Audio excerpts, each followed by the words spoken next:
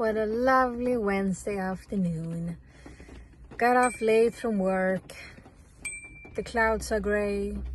Rain is pouring. And I'm stuck on a parking lot outside a supermarket because my car battery thought it was a splendid idea to just go and die. Now, on the bright side, I got hold of my parents. They're on their way with the cables. Shouldn't take too long since they don't live that far from here.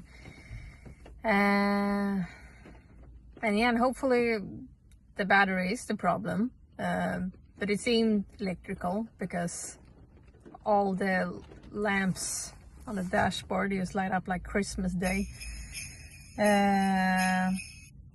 Really hope that it isn't a problem that will cost me something, but fingers crossed, I suppose. Now, what shall we do for entertainment, folks, huh? You wanna see what I got at the supermarket? Let's do a howl!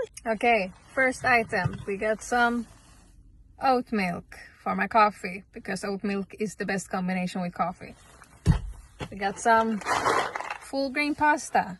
First time trying. No idea if this is good. And lastly, some grilled chicken. And yeah, that's about it. Because I wasn't planning on a big shopping trip today. This was supposed to be a quick in, quick out. My hero is here.